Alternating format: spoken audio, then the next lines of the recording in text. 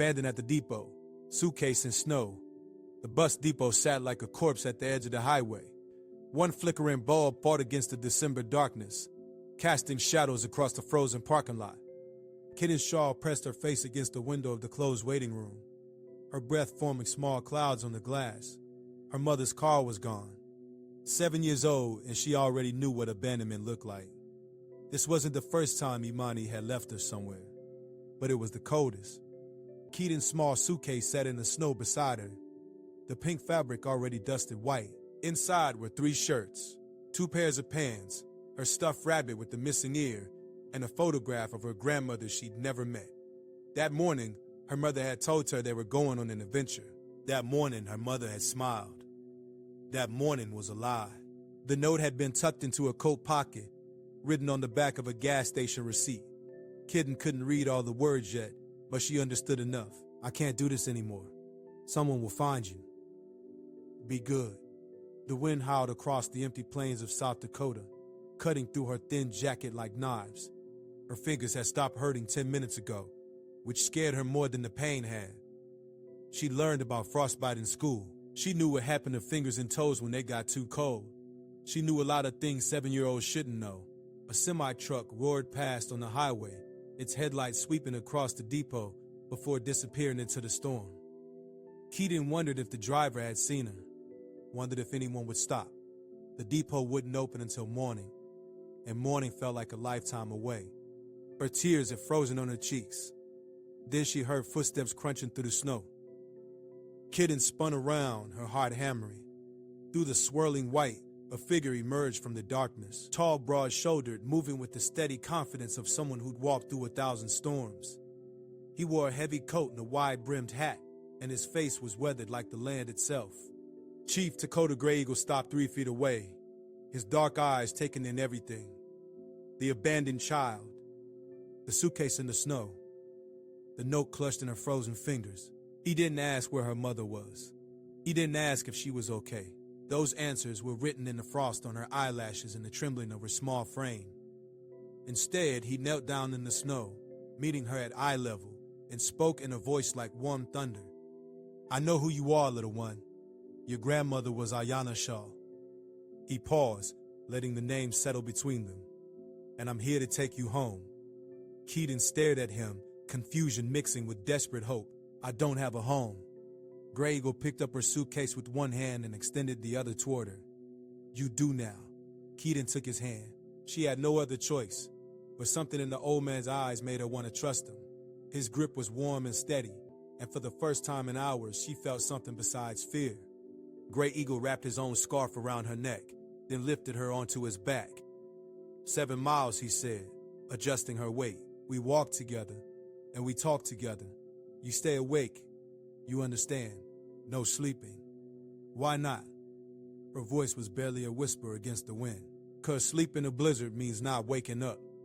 It began walking, each step deliberate and sure, despite the snow that rose past his ankles. The suitcase swung from his left hand while his right arm hooked under Kiden's legs, keeping her secure. The depot's single light faded behind him, swallowed by the storm. Tell me about school, Grey Eagle said. I don't go much. Kiden's words came out slurred from the cold. We move a lot. What's your favorite subject when you do go? Reading. She pressed her face against his shoulder, seeking warmth. I like stories about families. Grey Eagle was quiet for a moment, his breath forming white clouds. Then I'll tell you one, about your grandmother, Ayanna Shaw. You said you don't have a home, but that's not quite true. Your grandmother was born on the reservation, same as me. We grew up together, her and I, but she was fierce and brilliant and could outride anyone in 3 counties. What happened to her? She fell in love with a man named Joseph Shaw, your grandfather. Not Lakota, but a good man. They married young, had your mother built to life. His voice grew heavier. Then there was a fire. Joseph died. The community blamed Ayanna, said she'd been careless with the wood stove. She took your mother and left that same night. Never came back. Kiden lifted her head slightly. Did she do it? Start the fire? No. The word was absolute. But grief makes people cruel. They needed someone to blame, and she was an easy target. Her husband was dead, and she couldn't defend herself without breaking apart completely. That's not fair. No, it's not. Life rarely is, little one. But we can choose to be better than our worst moments. That's what I'm doing now, bringing you home to a place your grandmother had to flee. We're making a new story. The wind screamed around them, and Kiden felt Grey Eagle adjust his footing. The man had to be in his 70s, yet he moved through the storm like it was nothing more than rain. "Why did you come to the depot?" Kiden asked. "How did you know I was there?" "I didn't. I was driving back from town when I saw a car pull away fast, too fast for the weather. Then I saw the small shape by the building." He shifted her weight slightly. "I've lived long enough to recognize desperation when I see it.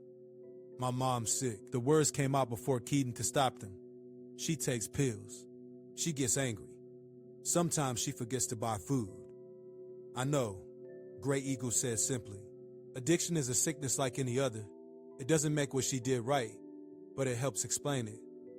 They walked in silence for a while, the only sounds the crunch of snow and the howl of wind. Kiden's toes had gone completely numb, and her eyelids felt heavy despite Grey Eagle's warning. "Tell me another story," she mumbled. "You tell me one," he countered. "What do you want to be when you grow up?" "Safe." The answer came without thought.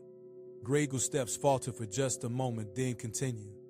When he spoke again, his voice was rough with emotion. "Then that's what we'll make sure you are. Safe, fed, warm, and loved. That's what home means." Through the swirling snow, lights appeared in the distance. Small at first, then growing brighter. The reservation. Grey Eagle picked up his pace slightly, and Kiden could feel the tension in his shoulders. "Will they want me?" she asked, the question she'd been afraid to voice. "Some will, some won't. The wounds from your grandmother's leaving run deep for the older generation. They'll see you and remember the night Ayanna drove away with her daughter, breaking ties that were supposed to be unbreakable." "Then why bring me?" Grey Eagle stopped walking and carefully set Kiden down in the snow, kneeling so they were eye to eye once more. His weathered face was serious, but his eyes were kind. "Because I'm the chief, and the chief's first duty is to protect his people. All of his people, even the ones who've been lost for 30 years. Your blood is Lakota blood, Kiden Shaw. You belong to us, whether the council likes it or not." He stood, lifting her back onto his shoulders. "Besides, I'm too old and too tired to care what people think of my decisions. I care about doing what's right." The lights grew closer. Kiden could make out individual buildings now, smoke rising from chimneys despite the storm. Voices carried on the wind, shouting, searching. Grey Eagle called out in Lakota, his voice booming across the snow. The shouting stopped. Then figures emerged from between the buildings, moving toward them. "Get ready," Grey Eagle murmured. "This is where things get complicated." The first person to reach them was a woman in her 40s, her long black hair whipping in the wind. She stopped abruptly when she saw Kiden. Her expression shifted from relief to shock to something harder. "Takoda, what have you done?" Her voice cut through the storm. "We've been searching everywhere. We thought you'd collapsed out here and instead you bring back..." She stopped herself, but the damage was done. "Jada Whitehorse meet Kiden Shaw." Grey Eagle's tone was firm. "Ayanna's granddaughter, found abandoned at the depot. She needs warmth, food, and medical attention. We can discuss the politics after we ensure she doesn't lose her toes to frostbite." Jada's jaw tightened, but she stepped aside. More people had gathered now. A dozen faces illuminated by flashlights and porch lights. Kiden could feel their stares, could hear the whispers even over the wind. She buried her face against Grey Eagle's shoulder. They moved through the small crowd toward a building that radiated warmth and light, the tribal community center.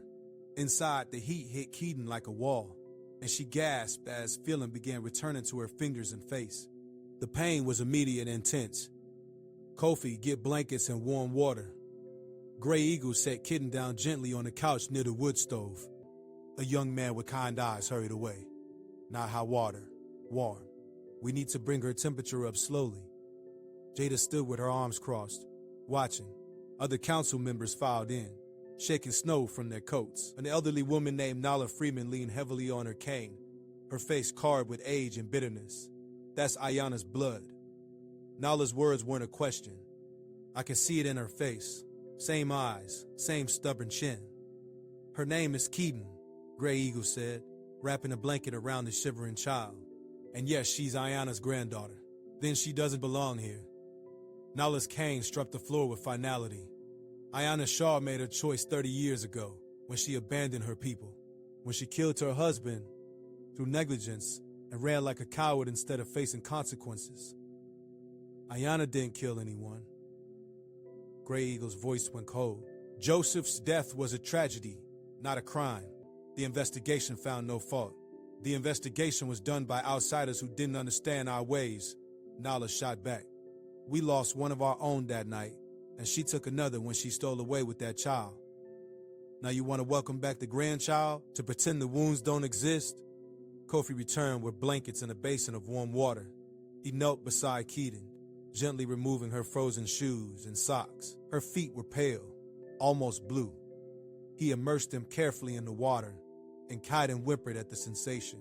"Easy, little one," Kofi murmured. "The pain means healing. Your body's waking back up." Jada stepped forward, her expression conflicted. "Chief, we need to call Child Protective Services. This is a legal matter. The child has been abandoned by her mother. There are procedures. CPS will put her in the state system," Grey Eagle countered. "Shuffle her between foster homes. Strip away what little identity she has left. She's Lakota. She belongs with her people." "Her people?" Nala laughed bitterly. "Her grandmother rejected us. Her mother clearly wants nothing to do with her. What claim does this child have on our resources, our compassion?" Kiden's small voice cut through the argument. "I didn't ask to be born." The room fell silent. She looked up at the faces surrounding her, tears streaming down her thorn cheeks. "I didn't ask for my mom to be sick. I didn't ask to be left in the snow. I didn't ask for my grandmother to run away or my grandfather to die." Her voice grew stronger despite the trembling. "I'm just a kid who's cold and scared and doesn't understand why everyone's so angry at me for things that happened before I existed." Nala's expression flickered, something like shame passing across her weathered features. Jada knelt down beside Kiden, her voice gentler now. "We're not angry at you, sweetheart. We're angry at the situation, at the choices made by adults who should have known better. Then be angry at them, not me." Kiden pulled the blanket tighter. "Chief Grey Eagle saved my life tonight. He didn't have to. He could have driven past like everyone else. But he stopped, and he carried me through a blizzard, and he told me I had a home." She looked at Grey Eagle with fierce loyalty. "I believe him." Grey Eagle placed a hand on her shoulder, his eyes challenging the room. "Emergency council session, now. We decide what happens to Kiden Shaw tonight, but I'm making one thing clear." He paused, letting his words carry weight. "If this council chooses to turn her away, to send her into the state system, I will resign as chief effective immediately and pursue private custody. This child will not be abandoned twice in one night." Gasps rippled through the gathered crowd. A chief threatening resignation was unprecedented. Nala's cane struck the floor again. "You throw away 40 years of leadership for a stranger's child?" "She's not a stranger. She's one of ours who got lost." Grey Eagle's voice was still wrapped in velvet. "And yes, I would sacrifice my position to save her. That's what leadership means. Protecting those who can't protect themselves, even when it's difficult, especially when it's difficult." Jada looked between Grey Eagle and the shivering child, calculation and compassion warring in her expression. Council chambers. 20 minutes. Kiden stays here with Kofi while we deliberate. As the adults filed out, Kiden caught Grey Eagle's hand. "What if they say no?" He squeezed her fingers gently. "Then we fight, and we keep fighting until you're safe." But as the door closed behind him, Kiden heard Nala's voice carrying back through the wind. "That child is a ghost come back to haunt us. Nothing good will come of this." Kofi stayed with Kiden while the council deliberated. He brought her hot chocolate and a bowl of soup, talking softly about nothing important. The weather, his dog, the upcoming winter festival. Kiden understood what he was doing, keeping her mind occupied, keeping her from thinking about what was being decided in the next room. But she could hear them anyway, the voices rising and falling like waves. Anger, pleading, accusation, defense. "She's 7 years old," someone shouted. That was Grey Eagle. "She's a liability." That was Nala. "We have children of our own to care for. Resources are limited." When did we become the kind of people who measure a child's worth in resources? A new voice, younger, Jada maybe. Kiden set down her soup, her stomach too twisted to eat. Kofi sat beside her, not speaking, just present. After a moment, he said quietly, "My grandmother was friends with Ayanna. They were close as sisters." Kiden looked up at him. What was she like? Strong, stubborn. When she loved completely. Kofi's eyes grew distant. The fire that killed your grandfather destroyed her, not just because she lost him, but because her own people turned on her in her darkest moment. My grandmother said Ayanna begged them to believe her, but they needed someone to blame. Grief is like that sometimes. It needs a target. Do you think she was innocent? I know she was. Joseph fell asleep with a cigarette. The coroner's report proved it. But facts don't matter much when a community is hurting and angry. He paused. Your grandmother carried that blame anyway. She thought if she left, the community could heal. She sacrificed herself for people who'd rejected her. That's stupid, Kiden whispered. That's love, Kofi corrected gently. Stupid and love look the same sometimes. The door to the council chamber burst open. Jada emerged first, her face unreadable. Grey Eagle followed, and Kiden's heart sank when she saw his expression. He looked tired, defeated. But then he knelt down and took her hands. The council has reached a decision. It wasn't unanimous, but it's binding. He took a breath. You can stay on the reservation under emergency foster placement. I've been granted temporary guardianship for 30 days while we locate your mother and assess the situation. Relief flooded through Kiden so suddenly she felt dizzy. I can stay? You can stay. Grey Eagle smiled, but it didn't reach his eyes. But Kiden, there are conditions. The council wants your mother found and given the opportunity to reclaim custody if she can prove stability. They've also mandated that I work with state social services to ensure everything is legal and proper. What changed their minds? Kofi asked. Jada stepped forward. I did. She looked at Kiden with an expression that was part regret, part determination. I reminded the council that 30 years ago, we made a choice based on fear and anger. We drove away a grieving woman and her child. That choice has haunted us ever since. Every time someone mentions Ayanna Shaw, we're reminded of our failure. She paused. I said we had a chance to make a different choice, to break the cycle instead of perpetuating it. Nala emerged from the council room, leaning heavily on her cane. Her face was hard, but something in her eyes had shifted. We're giving you a chance because Chief Grey Eagle staked his honor on you. Because Jada Whitehorse shamed us into remembering our values. But you're on probation, same as your family has been for 30 years. I understand, Kiden said quietly. Do you? Nala stepped closer. Your mother abandoned you. Your grandmother abandoned us. The pattern is clear. How do we know you won't do the same when things get hard? Kiden met the old woman's eyes without flinching. Because I know what it feels like to be left behind.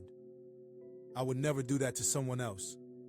Nala studied her for a long moment, then nodded curtly. We'll see. Time reveals truth. She turned to Grey Eagle. The girl stays with you. But the first sign of trouble, the first indication this isn't working, we revisit the decision. Clear? Crystal, Grey Eagle replied. As Nala left, Jada pulled Grey Eagle aside.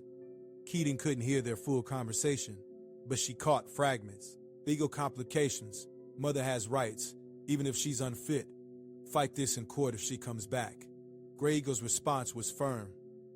Let her come. Let her try to reclaim a child she left to freeze. Any judge will see through that. But Jada shook her head. You're underestimating the system, Takoda. Biological parents have enormous legal advantages, especially against an elderly single man with no legal relationship to the child. If Imani Shaw shows up with a lawyer and a sob story about temporary hardship, she could win. Then we'll prepare for that battle. And if you lose, if they take Kiden away and put her back with an addict who's already abandoned her once, Grey Eagle had no answer for that. Kiden's relief curdled into fresh fear. She thought the hard part was over. She thought being accepted by the council meant safety, but she was beginning to understand that safety was more complicated than she'd imagined. Kofi seemed to sense her spiraling thoughts. Hey, he said gently, one day at a time, right? Tonight, you have a warm bed and people who want to protect you. Tomorrow will take care of itself. Grey Eagle returned, his expression carefully neutral. Let's get you home, Kiden. Real home. My house isn't fancy, but it's warm and it's yours for as long as you need it. As they prepared to leave, Kiden noticed people watching from windows and doorways.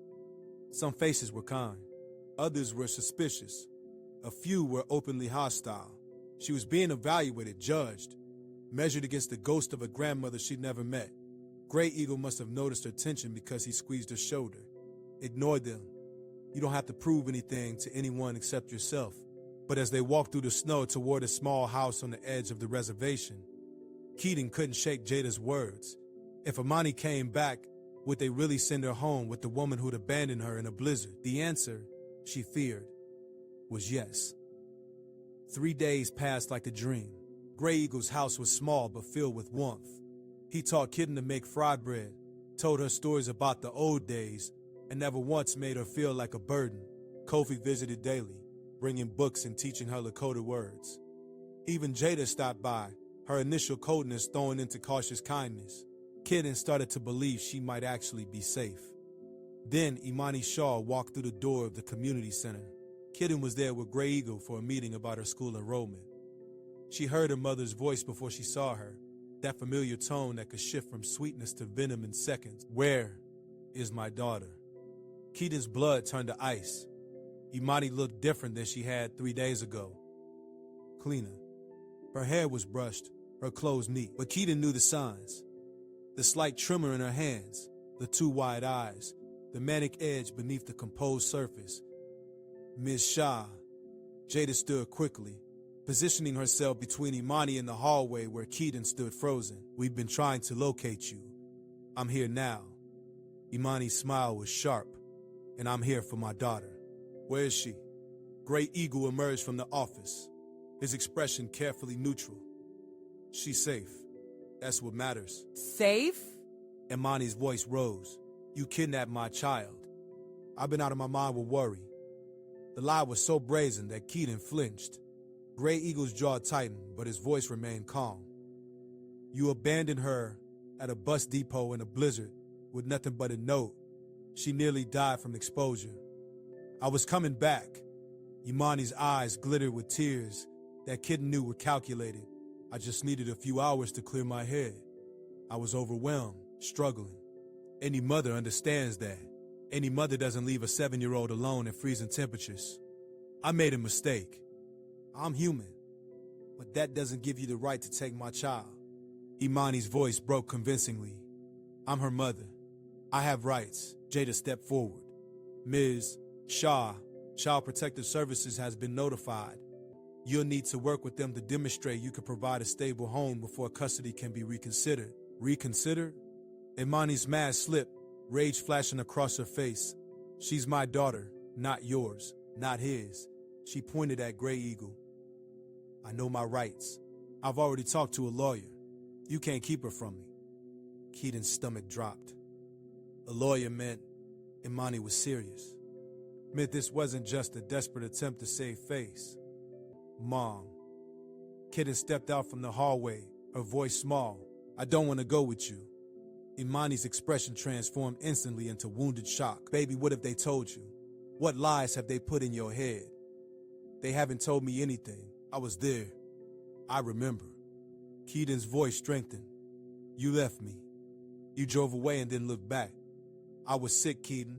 I wasn't thinking clearly. Imani moved toward her, and Grey Eagle shifted to block the path. Imani's eyes hardened. You're turning my own daughter against me. You did that yourself, Grey Eagle said quietly. I want my daughter. Now, Imani pulled out her phone. Or I'll call the police and report a kidnapping.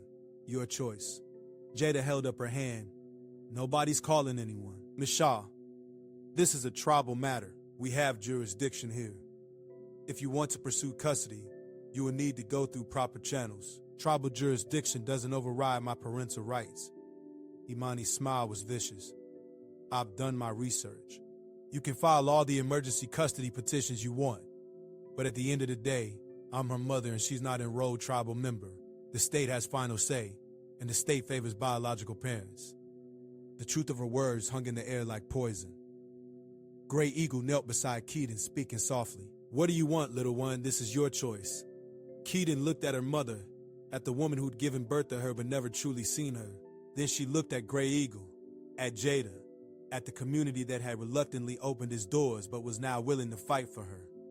I want to stay here. Her voice was clear. I want to stay with Chief Grey Eagle. Imani's face twisted. You don't know what you're saying. You're a child. You don't get to decide. Actually, she does. A new voice cut through the tension. A woman in a business suit entered, carrying a briefcase. I'm Angelo Coro, attorney representing Chief Grey Eagle in this matter, and in custody disputes involving children over the age of 7. I'm still her mother, a mother who abandoned her child in life-threatening conditions. Angela's voice was professional still. We have documented evidence. The bus depot security footage shows you leaving her there. The temperature records show she was minutes from severe frostbite when Chief Grey Eagle found her. You're not admitting you can't do this anymore. I was having a crisis. Then you should have taken her to a hospital, a police station, a fire department, anywhere with people trained to help. Angela stepped closer. Ms. Shaw, I'm going to be very clear. If you pursue this, we will fight you in court. We will present every piece of evidence of neglect, every documented instance of your addiction affecting your daughter's welfare, and we will win. Imani's hand shook harder now, the facade crumbling. She's all I have. Then you should have treated her like she mattered. Grey Eagle's voice was sad rather than angry. Kiden isn't a possession, Imani. She's a person who deserves stability, safety, and love. I do love her. Love isn't enough when it comes with conditions and chaos. Angela opened her briefcase. I'm prepared to file for emergency custody today, but there's another option. Imani wiped her eyes. What option? The tribe runs rehabilitation programs. Comprehensive treatment for addiction, counseling, job training. If you complete the program successfully, we can discuss supervised visitation. Eventually, if you prove long-term stability, we can talk about shared custody. And if I refuse, if I fight this, Angela's expression was implacable. Then you'll lose.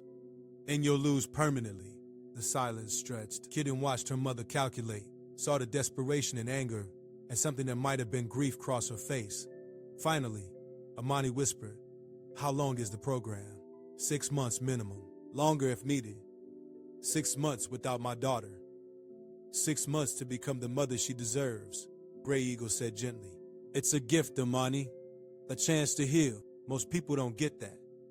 Imani looked at Kiden one last time. Do you hate me? Kiden thought about lying, about saying something cruel. But she thought about Grey Eagle's lessons on breaking cycles, on choosing to be better. No, she said finally, but I don't trust you. Not anymore. Imani flinched as if struck. Then she nodded slowly. Okay, tell me about this program. The courtroom was smaller than Kiden had imagined, less dramatic. But the weight of what would be decided there pressed down on her chest until she could barely breathe. 2 months had passed since that confrontation at the community center. Imani had entered the rehabilitation program, but after 3 weeks she left, disappeared again. Then, just as Grey Eagle was preparing to file for permanent custody, she'd resurfaced with a new lawyer and a petition to regain her parental rights. Now they sat on opposite sides of the room, Imani, looking fragile and repentant in a borrowed dress. Grey Eagle, weathered and solid, his hand resting protectively on Kiden's shoulder. Angela Okoro reviewed her notes one final time while Jada sat in the gallery, her presence a quiet show of support. Judge Patricia Okonkwo entered, a black woman in her 60s with sharp eyes that seemed to see through every pretense. She reviewed the case file in silence before speaking. This is a difficult case. We have a biological mother with documented struggles, but also documented love for her child. We have a tribal elder with no legal relationship to the child, but who has provided exceptional care. She looked at Kiden. And we have a 9-year-old girl caught in the middle. I'm 9 now, Kiden said quietly. I had a birthday. The judge's expression softened slightly. Happy belated birthday, Kiden. Did you celebrate? Chief Grey Eagle made me a cake. Kofi taught me to ride a horse. The whole reservation came. Kiden's voice grew stronger. It was the first birthday party I ever had. Imani's lawyer, a tired-looking man named Stephen Burke, stood. Your Honor, my client acknowledges her past mistakes. She struggled with addiction, with poverty, with the overwhelming responsibility of single parenthood. But she loves her daughter. She's completed outpatient treatment, she has a job now, and she has stable housing. She deserves a chance to prove she can be the mother Kiden needs. She left the program after 3 weeks, Angela countered, then disappeared for 5 weeks before resurfacing with this petition. That's not stability, Your Honor. That's a pattern. People relapse, Burke argued. It's part of recovery. My client hit a rough patch but got back on track. Punishing her for being human isn't justice. Judge Okonkwo raised her hand for silence. Ms. Shaw, you're asking me to return your daughter to your custody. Tell me why I should. Imani stood, her hands clasped tightly. Because she's mine. Because I carried her, birthed her, raised her for 7 years. I made terrible mistakes. I know that, but I'm trying to be better. I'm sober now. I have an apartment. I have a job at a grocery store. I can give her a normal life. A normal life? Grey Eagle's voice was quiet but cut through the courtroom. Your Honor, may I speak? The judge nodded. Grey Eagle stood, his presence commanded despite his age. Kiden has a normal life now. She attends school every day. She has friends. She's learning her heritage, her language, her culture. She's safe, fed, loved unconditionally. That's normal. What Miss Shaw's offering is a return to instability masked as redemption. You can't know that, Imani said, her voice breaking. You can't know I'll fail again. You're right. I can't. Grey Eagle turned to face her directly. But Kiden can. She's lived with your promises before. She knows what they're worth. That's not fair. None of this is fair, Grey Eagle replied. Not to you, not to Kiden, not to anyone. But we're not here to decide what's fair. We're here to decide what's best for a child who's already been hurt too much. Judge Okonkwo looked at Kiden. I'd like to hear from you now. In my chambers, just you and me. Is that okay? Kiden nodded, her heart hammering. The judge's chambers were warm and lined with books. Judge Okonkwo sat across from Kiden, not behind her desk but in a chair pulled close, equal level. Nobody can hear us now, she said gently. I want you to tell me the truth. What do you want, Kiden? Kiden had practiced this moment in her mind 100 times, but now that it was here, the words felt stuck. I want my mom to get better, she finally said. I do love her, but I don't want to live with her. Not now.